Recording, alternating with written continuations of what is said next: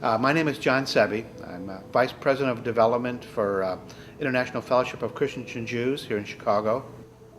As a teenager, I went on a search for God, trying to figure out who He is and why He was, and why does He allow suffering? Why do children die? Why is there so much poverty? And I finally came to the conclusion, well, there must not be a God.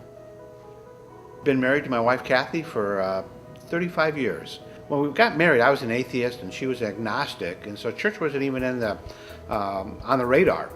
But after the birth of her daughter, my wife just felt there was something more to life. There was something bigger, and she was looking for it. My wife invited me to come to church. She said to me one morning, did I want to go to church with her? And I said, no. And she said, will you go to church with me? And it's like one of those compromises you make in a marriage. So I went to church and I was pleasantly surprised that it was actually a good experience. There was something there, something I saw in people, something that they had that obviously I didn't. I didn't know what it was, but I did know I wanted it. My wife was much more in tune to spiritual things more than I was. In about a year, she came to a relationship with Jesus Christ. She found what she was looking for. I went through a long struggle, a long journey of reading the Bible, being frustrated. I remember picking the Bible and throwing it across the room, just didn't answer all my questions I wanted. My wife was extremely patient through all this, through my journey, through my seeking. She just lived her life in a very real sense, very natural. She had a very comfortable faith, very comfortable walk with God.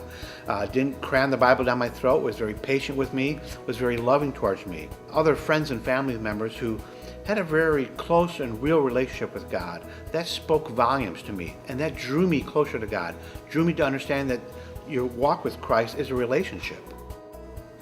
My journey in finding faith started at Willow Creek. I was in a small church in Indiana where I finally said, it's time for me to get off the fence. I've been fighting for this for years. I either need to make a decision of not to believe in God. I already tried that, it didn't work.